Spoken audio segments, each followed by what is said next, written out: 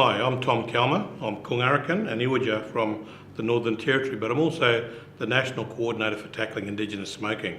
So this series of videos has got a little bit for everybody, be you a smoker or a non-smoker, in a way to live a long and healthy life.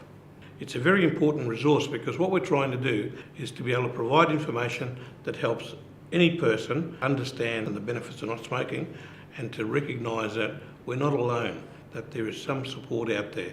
And so we've got a lot of people who are either non-smokers or have given up smoking who really put themselves out to be champions, to be role models, to be able to encourage others to think about their life journey without cigarettes. So come on, join us to make Australia, to make Aboriginal and Torres Strait Islander world a smoke-free world.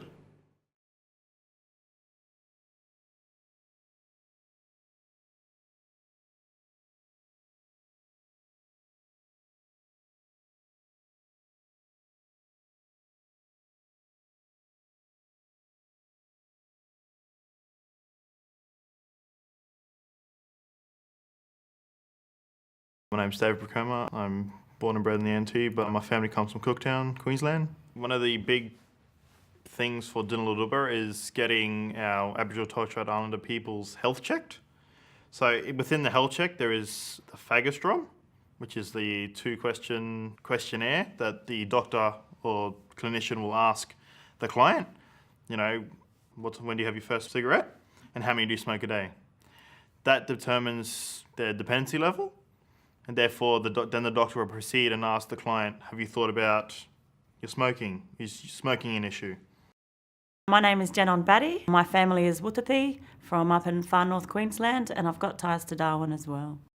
So our TIS team at Dinaludubba, we have clinic space that we get to access, and we can get direct referrals from doctors and the nurses as well and the AHPs. And we would often offer education sessions in a group setting as well. My name's Tricia Pearce. I'm a Arante Yada woman from the Central Desert region, but been living on Noongar Whadjuk country for the past 6 years. All we can do is provide the information, give them access, and refer them either to the Quitline services, the local Aboriginal Medical Service, or send them off to their GP. My name's Trevor Wingard, and I am a Bowendig through my Pinky clan and also Ghana clan through the Owens. We would fly, drive, commute wherever we have to. What are some of the norms that are expected in that community? Whether males can only talk to males, female to female. So there's a lot of laws that we need to know what's going on in those specific communities because it's quite diverse. So we try and take the Smokalizer everywhere we go. We find that having an activity to do with information provided as well helps to, reiterate that information and people walk away with something. We let them know that it's all individual. Not everyone is going to be able to successfully quit using the same strategies. We will ask questions around where they're smoking now, what they find they're doing when they are smoking, and it helps for them to see what their habits are and then be able to work out if they need to break certain habits. So we find that getting the conversation around their actual habits of smoking helps them to figure out their own strategy. Conversation starts with their journey, and that will have a look at the nicotine addictions.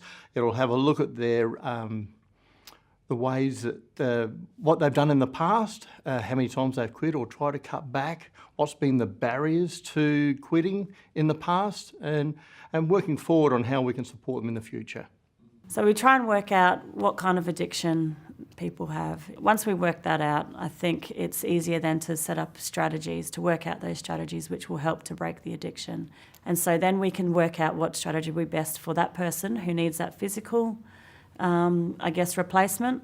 So that's about doing something with your hands but whereas the behavioural one might be about cutting that association with that drink and that cigarette. Then when we get into the chemical addiction, that's about the nicotine, and that's when we need to start talking about nicotine replacement therapy for that individual. The Fagastrom test is a multiple choice questionnaire that tests the dependence on nicotine. And it then gives you a score that gives you the best NRT to use. The NRTs are a very good start. It's important that we give them the options, whether that be chewing gums, lozenges, sprays, patches, and the Fagastrum test will actually dictate what is the best method. If people are thinking about taking further assistance, NRT assistance, we always get them to go back and have the conversation with the doctor. It comes down to always, if they're on other medications, if they go on any form of NRT, it might affect their current medication that they're on. So at all of the sessions, we will take in our visual resources and we'll also take in samples of our NRTs. And what I generally do is place them around all the tables in front of where people are sitting. But it's perfect for us because we get to tell people these are the patches that you can get.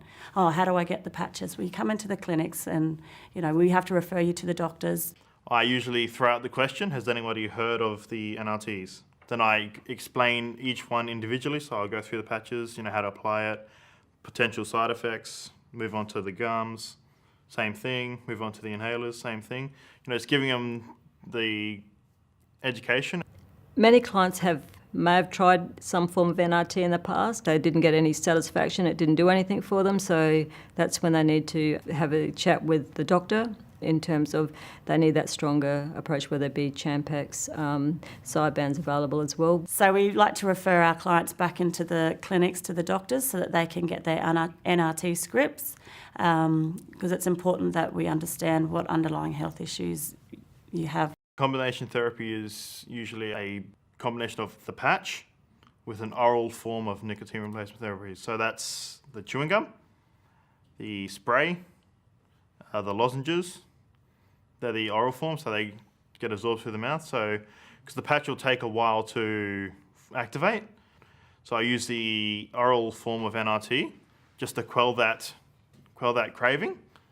It's important we have given them a wide range of resources that so hopefully one of those resource or tool kits, it will benefit them. If they've said that they've tried quitting before but had issues, sort of list down, okay, we'll have a look at the time when they were quitting, what obstacles they might have come across. It's okay to relapse. It could, some people do it one-off, but it can take up to 11 attempts to try and quit smoking.